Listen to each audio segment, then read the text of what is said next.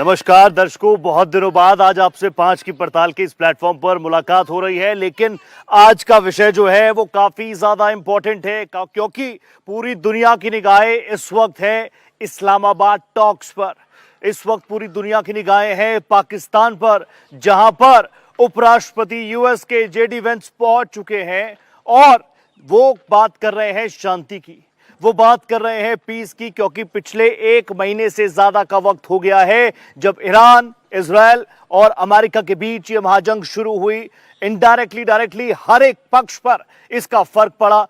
भारत भी इससे अछूता नहीं है, लेकिन सबसे बड़ा नुकसान अगर किसी का हुआ तो वो इंसानियत का हुआ। एक तरफ जहां डोनाल्ड ट्रंप ये बिल्कुल साफ कर चुके हैं कि आपको अनकंडीशनल सरेंडर करना होगा, तो वहीं दूसरी तरफ ईरान की तरफ से एक बड़ा मार्मिक संदेश दिया गया। वो तस्वीरें जरूर मेरे दर्शकों ने आपने जरूर देखी होगी, जिसमें जहाज की सीट पर आपने देखी होगी खून लगी हुई, खून से सनी हुई यूनिफॉर्म्स, खून से सने हुए बच्चों के बैग्स। और यहां से ईरान ये संदेश दे रहा था कि इस जंग में, जिस जंग को शुरू किया अमेरिका ने, जिस जंग को शुरू किया इजराइल ने, कितनी बड़ी कीमत ईरान ने चुकाई है। यहां से सबकी निगाहें इस्लामाबाद पर कि आखिर पाकिस्तान में जब अमेरिका और ईरान के समकक्ष आपस में बैठकर संवाद करेंगे तो क्या वाकई दुनिया के लिए यहां से कोई गुड न्यूज आएगी, या फिर डोनाल्ड ट्रंप जिस धमकी की बात कर चुके हैं, डोनाल्ड ट्रंप जिस वार्निंग की बात कर चुके हैं कि यहां से भी अगर बात नहीं बनी, यहां से अगर डील फाइनलाइज नहीं हुई तो फिर एक बार फिर से कहर बरपेगा। इसी पर करेंगे एक सार्थक चर्चा। एक बड़ा इंटेलिजेंट पैनल, मैच्योर पैनल मेरे साथ जुड़ेगा, उससे हम समझने का प्रयास करेंगे कि आखिर आज जो इस्लामाबाद में, पाकिस्तान में जो टॉक्स चल रही हैं, वो दुनिया के लिए क्या वाकई कोई गुड न्यूज ला सकती है। पहले रिपोर्ट देखिए, उसके बाद इस चर्चा को आगे बढ़ाते हैं।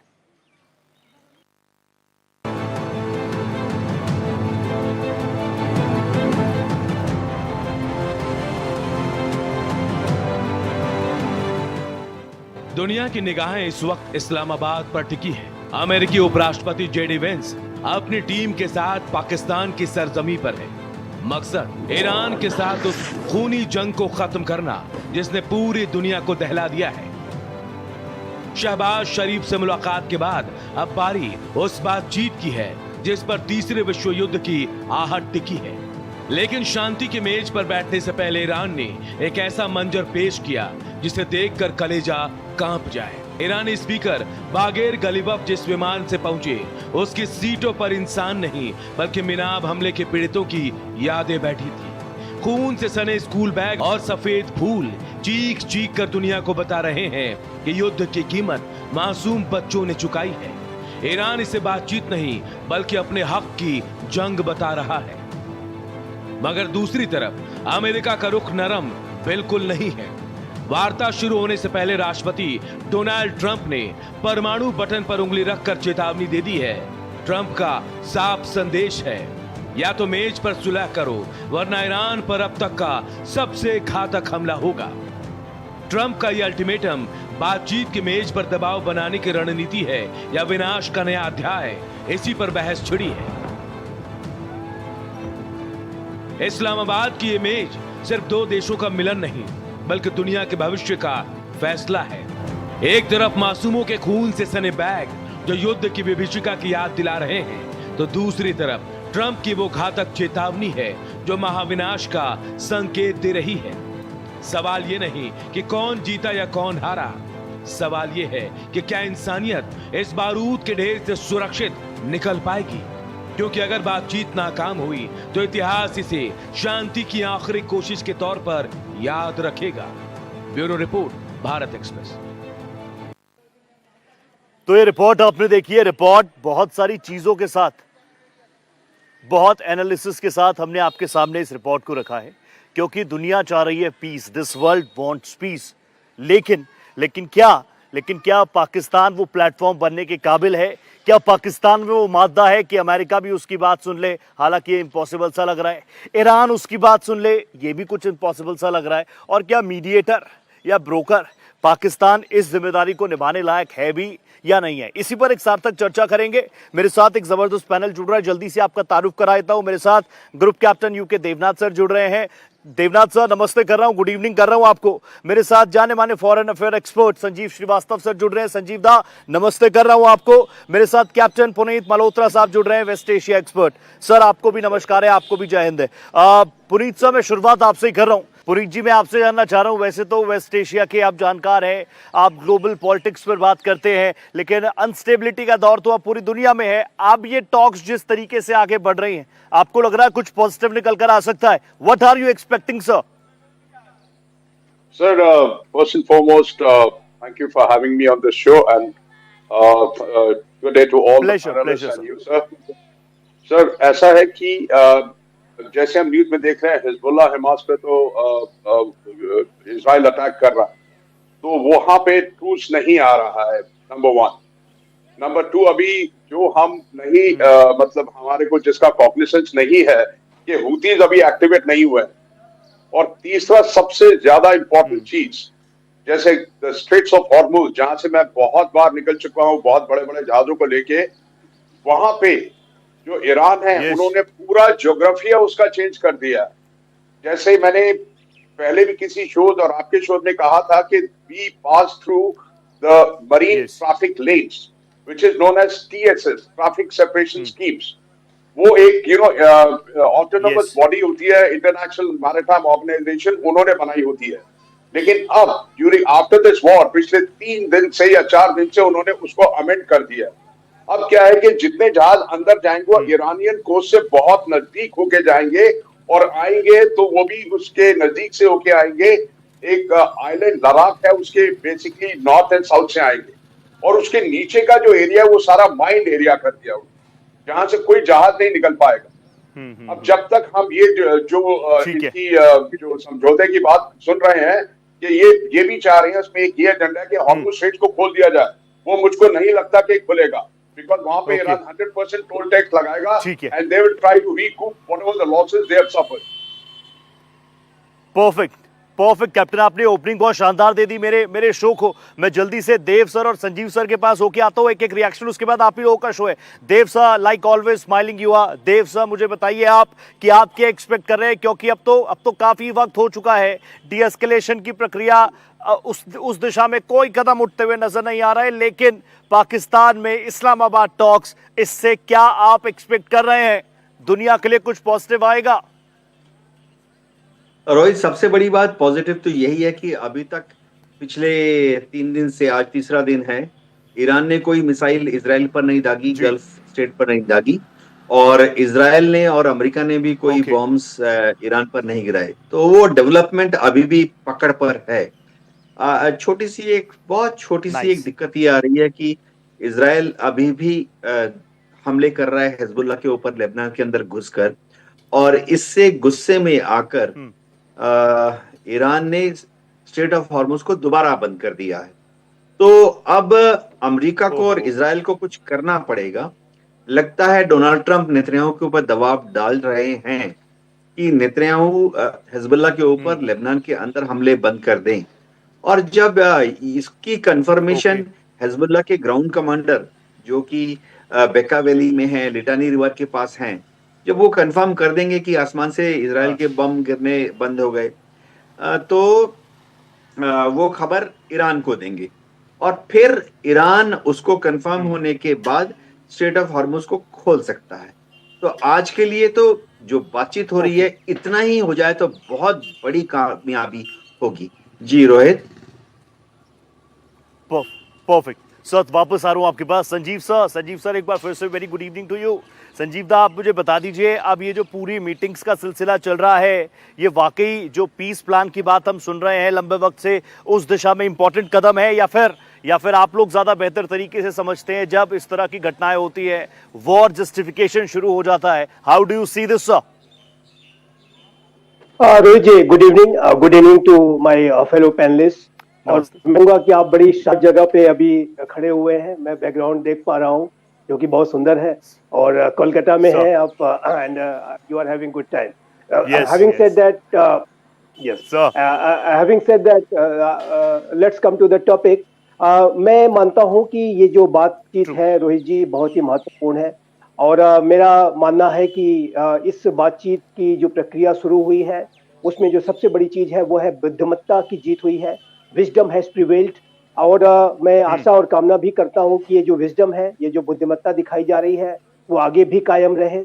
और जैसा कि अभी देवनाथ सर ने बताया कि जो अटैक्स और काउंटर अटैक्स है वो रुके हुए हैं, लेकिन मेरा भी ऐसा मानना है कि इजराइल के ऊपर यूनाइटेड स्टेट्स ऑफ अमेरिका ये दबाव बनाने में सफल होगा कि उसको भी अब ये हमले रोकने चाहिए.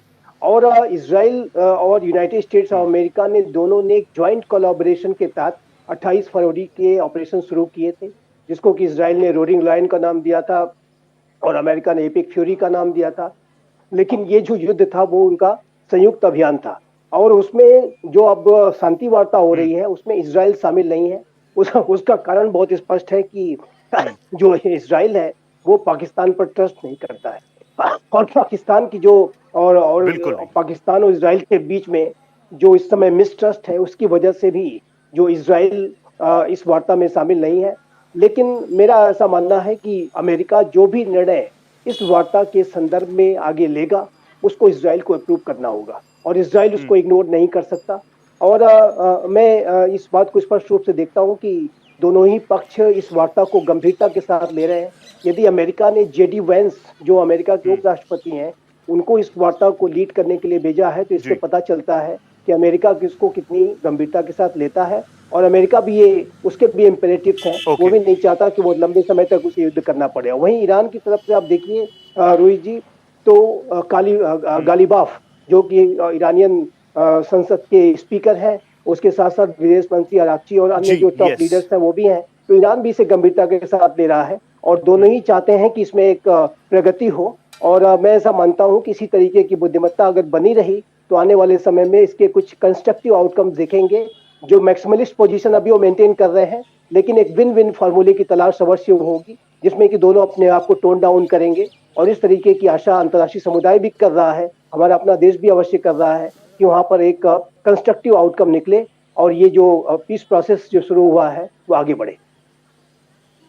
जी जी कैप्टन पुनीत, मैं आपसे जानना चाहूंगा. कैप्टन आप मुझे बता दीजिए, क्योंकि पाकिस्तान कह रहे हैं कि हम लोग शांति चाहते हैं और पाकिस्तान में ही इस्लामाबाद में ये टॉक्स का सिलसिला जो है वो हम देख रहे हैं. आप मुझे बताइए, ईरान पाकिस्तान पर ब्लाइंड ट्रस्ट कर सकता है क्या? ये definitely it is something like two different poles, they don't meet, south and north and south pole. ये कभी नहीं होने वाला, क्योंकि Pakistan definitely will be starving Iran somewhere down the line.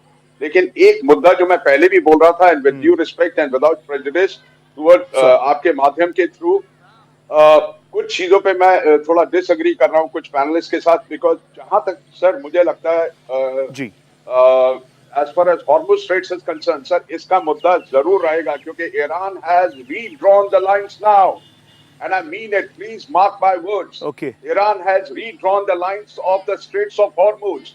यानी उसने पूरा ज्योग्राफिया चेंज कर दिया है. South of it which is adjoining to Oman, वहां उसने माइंस डाल दी हैं जहां से कोई जहाज नहीं निकल सकता. उसने क्या किया, लेन्स को शिफ्ट कर दिया है वो towards north, hugging through to Iranian coast. तो वो टोल टैक्स 100% वसूल करेगा. जब तक ये टोल टैक्स की बात नहीं खत्म होगी, यूएस चुप बैठेगा नहीं. Unless of course we know Donald Trump साहब how does he operate. Unless इन दोनों में बैकडोर एंट्री से कहीं हो जाती कि यार 50% तुम लेना, 50% मैं लेता हूं, और लोगों को बनाते हैं. क्योंकि अगर ये टोल टैक्स का रहा तो सऊदी अरेबिया भी शांत नहीं रहेगा, कोई भी कंट्री शांत नहीं रहेगी, क्योंकि ऑयल एक्सपोर्ट का जो दाम है वो महंगा हो जाएगा. अभी तक सुनने में आया था $2 मिलियन है, अभी सुनने में आया कि शायद बढ़ेगा घटेगा भी डिसाइड नहीं हुआ. लेकिन ये बात हमको एक कॉग्निजेंस लेनी चाहिए from the factual point of view कि स्ट्रेट्स ऑफ हॉर्मुज का मुद्दा रहेगा. और जब तक स्ट्रेट्स ऑफ हॉर्मुज का मुद्दा रहेगा, मुझे नहीं लगता कि peace talk process would have any significance whatsoever. ठीक है Dev sir, please react on this. This is a serious issue जो बात उठाई है कैप्टन पुनीत ने. हाँ रोहित, इसमें कोई शक नहीं है कि स्ट्रेट ऑफ हॉर्मुज बहुत ही सीरियस बिजनेस है. स्ट्रेट ऑफ हॉर्मुज क्या ईरान खोल देगा? ईरान के ऊपर फिलहाल ईरान ने कहा है कि वो स्ट्रेट ऑफ हॉर्मुज खोलने के लिए राजी है। दो छोटी छोटी शर्तें हैं, एक तो इजराइल हिजबुल्लाह के ऊपर बमबारी बंद कर दे, और दूसरा ये है कि ठीक है। अमेरिका ने जो ईरान के 120 बिलियन डॉलर को दुनिया भर के बैंक्स में फ्रीज किया हुआ है, लंदन से लेके पेरिस, फ्रांस और ऑस्ट्रेलिया तक, जापान, टोक्यो तक, उसको अमेरिका अनफ्रीज कर दे 100 बिलियन डॉलर ईरानी एसेट्स को। अब जब ईरान कहता है कि स्ट्रेट ऑफ हॉर्मुज को खोल दिया जाएगा, पक्का खोलेगा, तो जब ईरान खोलेगा, अगर ये दोनों पॉइंट्स आज या कल के बीच में तय हो जाते हैं, तो कुछ चीजें तो जाहिर है, चीन की जो शिप्स हैं वो अंदर जाएंगी, बाहर जाएंगी। ईरान आस्ते आस्ते जो फ्रेंडली कंट्रीज हैं, भारत, चीन, रशिया, नॉर्थ कोरिया, शायद पाकिस्तान भी, उनकी शिप्स को अंदर भी जाने देगा पर्शियन गल्फ में, पर्शियन गल्फ से स्ट्रेट ऑफ ओमान में, स्ट्रेट ओमान की खाड़ी में निकलने भी देगा। बात है कि क्या टोल टैक्स वसूल करना ईरान का हक है? शायद नहीं, लेकिन वो बहुत छोटी बात है। अंतरराष्ट्रीय कानून क्या कहता है, United nation law on maritime, वो सब थ्योरेटिकल है। True sir. ईरान का दबदबा है वहां पर, तो ईरान क्या टोल टैक्स वसूल करेगा? फिलहाल ईरान की पार्लियामेंट में उन्होंने कह दिया वसूल करेंगे, तो इसका अमाउंट बहुत ऑब्वियसली ये इश्यूज है। लेकिन इस वक्त अगर दुनिया सोच रही है कि यहाँ से क्या शांति की तरफ दुनिया बढ़ती हुई नजर आ रही है, अमेरिका रुकेगा क्या, इजराइल रुकेगा क्या, ईरान रुकेगा क्या, तो फिर उसके बाद ये टोल वोल तो चीजें होती रहेंगी। लेकिन सबसे पहले स्टेबिलिटी है, पीस है। मेरे साथ पाकिस्तान से फकर यूसुफजई साहब जुड़ चुके हैं, सीनियर मोस्ट जर्नलिस्ट है। फकर साहब, आपको सलाम कर रहा हूँ, इस्तकबाल है आपका मेरे शो में। इरफान, डॉक्टर इरफान साहब मेरे साथ जुड़े हुए हैं। इरफान अशरफ साहब सीनियर मोस्ट जर्नलिस्ट है पाकिस्तान के। डॉक्टर इरफान, आपको नमस्ते कर रहा हूं, इस्तकबाल, सलाम आपको, मेरे इस प्लेटफॉर्म पर आपका स्वागत है। मैं आपसे जानना चाहूंगा पाकिस्तान में किस तरीके का माहौल है, प्लीज, क्या दुनिया, क्योंकि इस वक्त सबकी निगाहें हैं पाकिस्तान में जो पीस टॉक्स चल रही हैं, इस्लामाबाद टॉक्स चल रही हैं, क्या कुछ खबर दे पाएंगे दुनिया के लिए? अगर कुछ अच्छे संकेत आप दे तो ये आपके लिए भी बहुत अच्छी बात होगी। शाम का वक्त वैसे ही हो रहा है। देखिए जी, पाकिस्तान एक ग्लोबल पीस मेकर के तौर पे उभरा है, और एक ऐसे माहौल में जहां हमारे पड़ोस पे इंडिया जैसा एक मुल्क है जो हमेशा टेररिज्म को स्पॉन्सर करता है, जो हमेशा इजराइल की गोद में बैठ के इस खित्ते के अमन को बर्बाद करना चाहता है, वहीं पाकिस्तान एक इंटरनेशनल ट्रस्ट वर्दी पीस मेकर के तौर पे उभरा है, जिसने तेहरान और वाशिंगटन को इस्लामाबाद में एक टेबल के ऊपर बैठाया। और आज इस्लामाबाद टॉक में डॉक्टर इरफान, मैंने पहले ही बोला, इस्तकबाल किया आपका, मैंने कहा शाम का वक्त है, आप पहले शब्द के साथ ही झूठ के साथ आप शुरुआत कर देते हैं। मैंने पूछा पाकिस्तान का रोल क्या, आप आ गए भारत पर, आप आ गए इजराइल पर। आपके मंत्री ने इजराइल के खिलाफ एक ट्वीट क्या कर दिया, दो घंटे के अंदर उस ट्वीट को डिलीट करना पड़ा। आप मुझे बता रहे हैं कि आप ग्लोबल पीस पावर बनकर उभर रहे हैं। झूठ नहीं सुनूंगा इरफान साहब। इरफान साहब, बहुत बड़ा दिन है पाकिस्तान के लिए। इरफान साहब, बहुत बड़ा दिन है पाकिस्तान के लिए, लेकिन उस बड़े दिन में आप अपने आप को और बड़ा क्यों बना रहे हैं? भारत जैसे बड़े मुल्क के शानदार मुल्क के प्रधानमंत्री का नाम लेकर, प्रधानमंत्री नरेंद्र मोदी का नाम लेकर फुटेज मिलेगी क्या? इरफान साहब, इतना बड़ा दिन है, इतना बड़ा मौका आपको दिया, इतना बड़ा प्लेटफॉर्म आपको दिया, उसमें भी आपको प्रधानमंत्री नरेंद्र मोदी का नाम लेकर ही फुटेज खानी है क्या? ये बता रहा है कि what is the position of Pakistan in global, what is the position of Pakistan globally, वो बता रहा है। इतना बड़ा दिन है, इतना बड़ा मंच मैंने आपको दिया। मैं आपसे जानना चाह रहा था पाकिस्तान में क्या हो रहा है। आप हमारे वजीर आजम का नाम लिखा रहे। But today India is standing nowhere. India is global peacemaker Pakistan.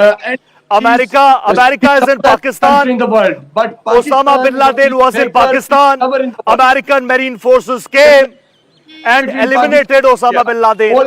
उसके बाद आप बन गए peacemaker, global peacemaker. Not only the United States of America, but the Tehran, but Qatar, Saudi Arabia, China, Russia, everyone in this world is displaying trust on Pakistan. While India is standing alone, India proved that they are anti-peace. They are sabotaging the peace. So today, it's a Irfan day साहब, for the peace Irfan lover, साहब, but it's not a day Irfan for साहब, those मुझे who लगा are इतना बड़ा दिन है sabotaging peace, religion and the world. Pakistan के लिए इतना बड़ा दिन है, लेकिन मैं वहां के असली पत्रकारों को भी सुन रहा था। मैं तो समझ रहा था एक बहुत ही मैच्योर पत्रकार मेरे साथ जुड़ा है। मैंने ना आपसे इंडिया पाकिस्तान के किसी भी रिश्ते के बारे में बात की, मैं सिर्फ आपसे जानना चाह रहा था कि आज पाकिस्तान की क्या दुनिया के लिए कोई बड़ी गुड न्यूज आ सकती है। आपने पहले ही आप नहीं नाराज नहीं हो रहा, मैं ये देख रहा हूं कि इतने बड़े दिन पर भी आपको फुटेज खाने के लिए भारत के वजीर आजम का नाम लेना पड़ रहा है, प्रधानमंत्री मोदी का नाम लेना पड़ रहा है। अरे शरीफ साहब का नाम लीजिए ना, मोदी आसिम का मुनीर जो का नाम रोल लीजिए है ना, वो आपके नेगेटिव पास है। जेडी वेंस का नाम लीजिए ना।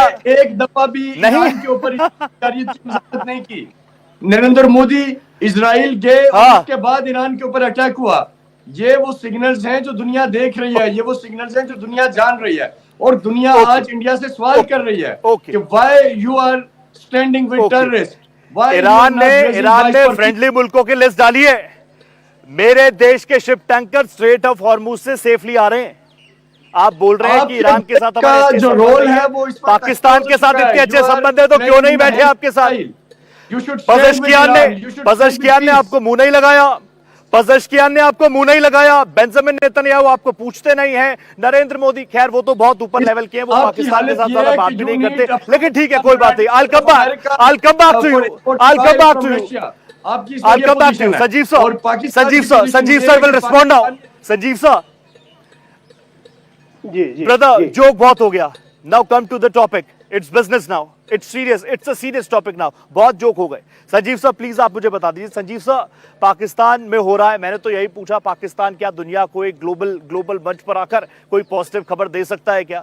आप देखिए उन्होंने पहले ही स्लैंग में, पहली बातों में हमारे वजीर आजम का नाम ले लिया, तभी तो हर एक पॉपुलैरिटी सर्वेज में prime minister Narendra Modi is number 1। But this is not the topic for today. मैं जानना चाह रहा हूं पाकिस्तान की मध्यस्थता, पाकिस्तान की जो इस वक्त पोजीशन है, दुनिया उसको किस तरीके से आके। संजीव सर, इरफान साहब सुनिए क्या होता है एक मैच्योर आदमी का जवाब। संजीव साहब बोलिए। जी, पाकिस्तान को दशकों के बाद एक मैसेंजर की, एक डाकिये की, एक पोस्टमैन की भूमिका अंतर्राष्ट्रीय समुदाय में मिली है, और वो भी जो थोड़ी सी सफलता उसको मिली है, वो भी ये पाकिस्तान के पत्रकार महोदय जो हैं उनको पच नहीं रही है, और अभी भी उनको भारत ही दिखाई दे रहा है। अरे वर्तमान समय में तो आज इस्लामाबाद पे आप रहिए, अभी भी आपको प्राइम मिनिस्टर मोदी ही वहां पर दिखाई दे रहे हैं। अभी आप जो ये मैसेंजर की आपकी भूमिका है उसको आप ठीक तरीके से निभाइए। हम आपको सपोर्ट कर रहे हैं। आप जो हम तो लगातार इस बात को कह रहे हैं कि हम चाहते हैं कि टॉक सक्सीड हो, लेकिन ये जो पाकिस्तान की जो भूमिका है, मैं फिर से कहूँगा, ये एक मैसेंजर की, एक पोस्टमैन की भूमिका से ज़्यादा कुछ भी नहीं है। पाकिस्तान के पास वो क्रेडिबिलिटी नहीं है कि वो इस बातचीत के जो आउटकम्स को डिटरमिन कर सके। उसने एक वेन्यू अपना प्रोवाइड करा दिया है, मैसेजेस को यहाँ वहाँ वो जरूर कर रहा है, और जो कि एक उसको रिकॉग्नाइज भी करना होगा कि एक मैसेंजर की भूमिका अच्छी उसने निभाई है, लेकिन उसके ज़्यादा मैं कुछ नहीं देखता। देखिए रोहित जी, इसके पीछे चाइना की एक बहुत बड़ी भूमिका है। चाइना बहुत सीधे सामने तो नहीं आ रहा है, और भारत ने भी, हमारे प्राइम मिनिस्टर श्री नरेंद्र मोदी ने भी एक सकारात्मकता का वातावरण बनाने के लिए लगातार प्रयास किए हैं। जो महाशक्तियां हैं वो जोर जोर से चिल्लाती नहीं है कि हमने ये कर दिया, हमको नोबेल पीस प्राइज चाहिए, हमको ये चाहिए, जैसा कि हम पाकिस्तान से मिल रहे हैं। चाइना से आपने कभी सुना ऐसा कोई बयान? भारत से ऐसा कोई बयान सुना आपने? रशिया से ऐसा कोई बयान सुना आपने? ये हम महाशक्तियों का ये काम नहीं होता। ये जो मैसेंजर्स होते हैं उनके द्वारा इस तरीके की बातें कह दी जाती हैं, जो कि उसको भी कोई गंभीरता के साथ नहीं लेता। लेकिन मैं इस बात को अवश्य कहना चाहता हूँ कि जहाँ तक इस टॉक्स का प्रश्न है, मैं भी इस बात की अपेक्षा कर रहा हूँ कि ये सक्सीड हो। हम आशा करते हैं, प्रार्थना करते हैं, क्योंकि ये जो पूरी जो वॉर है, इससे ईरान के लोग भी बहुत गहरे तरीके से प्रभावित हैं, इजराइल के लोग भी गहरे तरीके से प्रभावित हैं। वेस्ट एशिया के जो राष्ट्र हैं जिनका इस युद्ध से कोई लेना देना नहीं था, उनके ऊपर लगातार जिस तरीके के हमले हुए वो उससे बहुत प्रभावित है। और आपने देखा किस तरह से। वेरी ट्रू संजीव सर, इसलिए मैंने बोला कि इरफान सर को सुनना चाहिए कि जब कोई मैच्योर व्यक्ति बोलता है, जब कोई मैच्योर व्यक्तित्व बोलता है, तो वो क्या बोलता है। आपको ये बताना चाहिए कि इस वक्त इंडिया पाकिस्तान आइसोलेटेड है। कोई मुल्क इस वक्त हिंदुस्तान को इवन टेलीफोन कॉल करने को तैयार नहीं है। No one is attending the telephone call of Modi. लेकिन इस्लामाबाद में पूरी दुनिया के बैठी हुई है, दुनिया लाइन में लगी हुई है कि भाई हमें भी बुलाओ। Doctor Irfan, stop comedy now, stop joke now. Irfan, आपको लग रहा है कि आइसोलेशन में, और आप अपने ऊपर फोकस कीजिए ना। ये जो मैसेंजर की भूमिका ठीक तरीके से निभाइए, हमारा पूरा सपोर्ट है आपको, आप परेशान मत होइए। भारत को आप भारत के बारे में मत सोचिए कि आप अभी आप जो कर रहे हैं आज मातम की कैफियत है। आ रहा हूं इरफान साहब, इरफान साहब आ रहा हूं, घबराया हुआ हिंदुस्तान में। इरफान साहब आ रहा हूं, इरफान साहब आई कल बात टू यू। पुनीत सर मेरी बात सुनिए। Puneet sir, we want P for peace, P for Puneet, but the world need P for Pakistan, God knows. तो पुनीत जी बोले, पुनीत जी प्लीज। इरफान भाई सुनिए तो, पुनीत सर बोलेंगे। पुनीत सर मुझे बताइए पाकिस्तान की कितनी, क्योंकि इरफान साहब को आप सुन रहे हैं, जो है दूसरी तरफ से इनसे कुछ चीजें पूछना चाहता हूँ। अभी से 20-25 दिन पहले प्लीज सर, प्लीज किसी और कंट्री के जहाज नहीं आ रहे थे, हमारे जहाज आ रहे थे, उसी दौरान पाकिस्तान के जहाज रोक दिए गए। उसका इनके पास क्या एक्सप्लेनेशन है? देखिए पाकिस्तान जो मेरे हिसाब से का लोटा है, ऑन रिकॉर्ड ये बात की है कि इस तरफ या उस तरफ वो नहीं पता। एक तरफ पाकिस्तान ने taken full responsibility of Saudi Arabia to protect them against any गुजर पाया पाकिस्तान, चाइना और रशिया के अलावा, जो ईरान ने बहुत किए। तो Pakistan, I think to talk about it is very much insignificant for me to say anything about it. जहां तक पीस की बात आ रही है, मैं सिर्फ आपको दो जो कैटालिटिक पॉइंट है उसके बारे में बता रहा हूं। एक तो हॉर्मुज स्ट्रेट्स का बोला, दूसरा ये जो ग्रुप कैप्टन साहब ने बोला, बहुत सही बोला, वी हैव यूनक्लॉज, यानी united nation laws of sea. अगर हम यूनक्लॉज के हिसाब से जाते हैं तो Iran does not have the territorial sea control over straits of Hormuz, लेकिन उसने ले लिया जबरदस्ती। Now, because Iran has taken over the control of Straits of Hormuz, and if the negotiations which are going to take place will be very tough negotiations, where I think America may have to step back. Nahi to the other thing which can be lit on fire is Gulf of Aden. बाब अल मंडब state अगर उसको उसने active कर दिया तो ये बहुत बुरा इसका रिजल्ट हो सकता, अंजाम होगा। ये सर। ओके इरफान भाई एक मिनट दे रहा हूं आपको। इरफान भाई मैं फिर से आपको भाई कह के बोल रहा हूं क्योंकि दुनिया को इस वक्त चाहिए शांति। लेकिन प्लीज आप मुझे एक बार फिर से बता दीजिए, आपकी बात कौन सुन लेगा? अमेरिका आपकी बात सुन लेगा, आपकी बात ईरान सुन लेगा, आपकी बात इजराइल सुन लेगा? मैं आपसे जानना चाह रहा हूं, इतनी बड़ी सुपर पावर पाकिस्तान है, हाँ या ना? आज पाकिस्तान की एयरफोर्स पूरी दुनिया की जो फजाई हुदूद है वो आज पाकिस्तान के कंट्रोल में है।